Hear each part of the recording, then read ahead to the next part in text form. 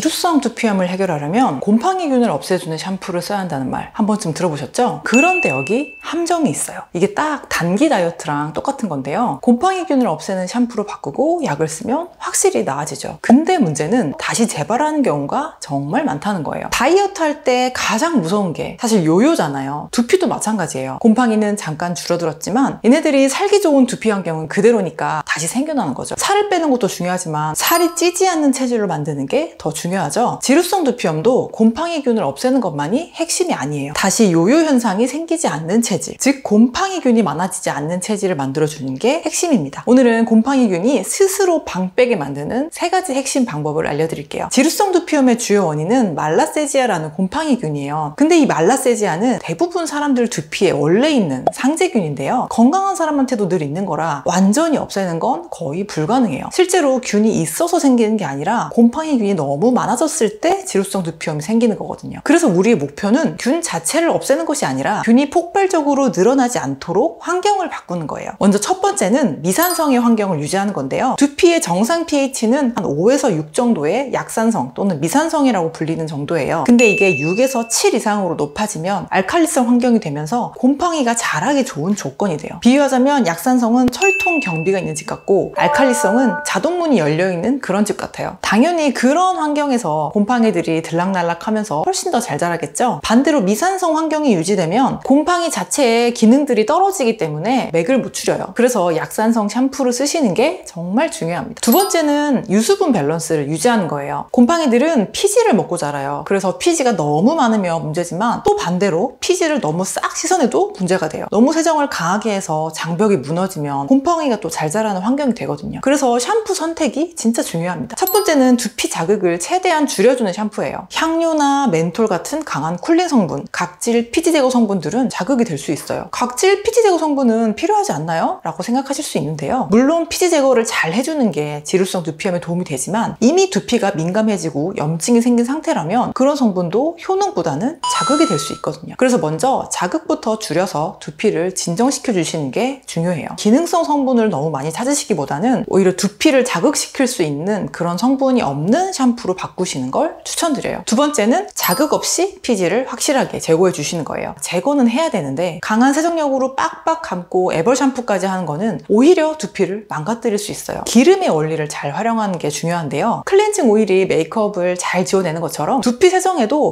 기름을 잘 활용하시면 훨씬 효과적이에요. 단순히 계면활성제만 있는 것보다는 코코넛 오일 같은 식물성 오일이 들어간 샴푸를 골라주세요. 오일과 계면활성제가 함께 시너지를 내서 기름을 잘 녹여주면서도 두피 보습에도 도움을 줄 수 있어요. 그리고 샴푸 습관도 정말 중요해요. 절대 대충 감으시지 말고 꼼꼼히 감아주셔야 되는데요. 자세한 샴푸법은 제가 영상으로 띄워드릴 테니까 꼭 한번 봐주시고요. 이렇게 샴푸 선택과 습관까지 챙겨주시면 피부 장벽은 지키면서 피지 세정은 확실하게 하실 수 있어요. 그리고 세 번째는 염증 완화 성분을 보강해 주시는 거예요. 곰팡이균이 늘어나면 두피가 붉어지고 가렵고 이런 트러블 증상이 생기죠. 이럴 때는 염증을 완화하면서도 피부 장벽을 회복시켜 줄 수 있는 성분을 활용하시는 게 정말 도움이 돼요. 그 중에서 나이아신아마이드는 꼭 기억해 주시면 좋아요. 나이아신아마이드는 비타민 B3의 일종인데요. 미백 기능성 성분으로도 알려져 있지만 항염, 피지 조절, 트러블 완화 같은 진정 효과와 함께 피부 장벽 강화에도 도움이 되는 성분이에요. 그래서 강한 기능성 성분 대신 민감한 두피에도 사용할 수 있는 게 큰 장점인데요. 그래서 이미 염증이 좀 올라온 상태라면 나이아신아마이드가 들어간 샴푸를 꼭 한번 써보시길 추천드려요. 그런데 곰팡이들이 물 만난 고기가 되는 환경이 또 있어요. 바로 덥고 습한 환경인데요. 세 번째는 열과 습기를 줄이는 거예요. 머리를 감은 뒤에 젖은 상태로 오래 두면 두피 온도와 습도가 올라가기 때문에 곰팡이가 자라기 좋은 환경이 돼요. 너무 뜨겁지 않은 미지근하거나 시원한 바람을 사용하셔서 두피까지 꼼꼼하게 잘 말려주시는 게 중요합니다. 머리를 수건으로 싸둔 다음에 나중에 말리는 건 꼭 피하셔야 되고요. 특히 저녁에 머리를 감으시는 경우는 절대 덜 말린 채로 주무시지 말고 꼭 두피까지 잘 말리고 주무셔야 돼요. 아무리 좋은 샴푸를 써도 이렇게 습하고 열이 있는 상태면 아무 소용이 없어요. 그리고 모자나 헬멧을 장시간 쓰시는 것도 두피가 당연히 습해지는 길이겠죠. 횟수를 줄여주시는 게 좋고요. 중간중간에 벗어서 환기해 주시는 것도 도움이 됩니다. 이렇게 약산성 유지, 유수분 밸런스 유지, 열과 습기 관리, 이게 지루성 두피 관리의 핵심인데요. 곰팡이를 무조건 죽이는 게 아니라 이런 환경을 체중을 만들어 줌으로써 곰팡이가 못 견디는, 스스로 방을 빼게 만드는 상황을 만들어 주는 거죠. 물론 이렇게 관리했는데도 증상이 크게 호전되지 않는다면 그때 항진균 샴푸의 도움을 받으실 단계입니다. 약국에서 파는 니조랄, 노비프록스 같은 케토코나졸, 사이클로피록스 같은 성분이 들어간 항진균 제품인데요. 이걸 장기적으로 사용하게 되면 오히려 두피가 자극되고 피부 장벽도 무너질 수 있기 때문에 주 1, 2회 정도 사용해 보신 다음에 평소에는 아까 말씀드린 기본 샴푸를 사용하시는 걸 추천드려요. 이렇게 두 가지를 병행하시면서 균을 줄이고 그 다음 항진균 샴푸의 빈도를 줄여 나가시면서 두피의 안정을 찾아 나가시는 거예요. 단기적으로 체중을 빼는 방법은 요즘 정말 많지만 장기적으로 살이 잘 찌지 않는 방법은 결국 딱 한 가지죠. 습관과 환경을 바꿔주는 거. 단기적인 방법으로 뺐다 쪘다를 반복하면 몸만 망가지고 오히려 더 살이 잘 찌는 몸이 되잖아요. 두피도 마찬가지예요. 증상이 생길 때마다 이런 곰팡이균을 잡는 식으로만 접근한다면 좋아졌다 나빠졌다를 반복하면서 오히려 두피가 더 망가질 수 있어요. 곰팡이가 잘 자라지 않는 환경으로 체질 자체를 바꿔주시는 게 진짜 해결책입니다. 오늘 말씀드린 3가지부터 점검해보세요. 그게 요요 없는 두피 관리의 시작입니다. 오늘 내용이 도움이 되셨다면 좋아요와 구독 부탁드리고요. 저는 다음 주에도 민감한 피부도 진짜 피부가 좋아질 수 있는 이야기로 돌아올게요. 지금까지 채꾸미였습니다.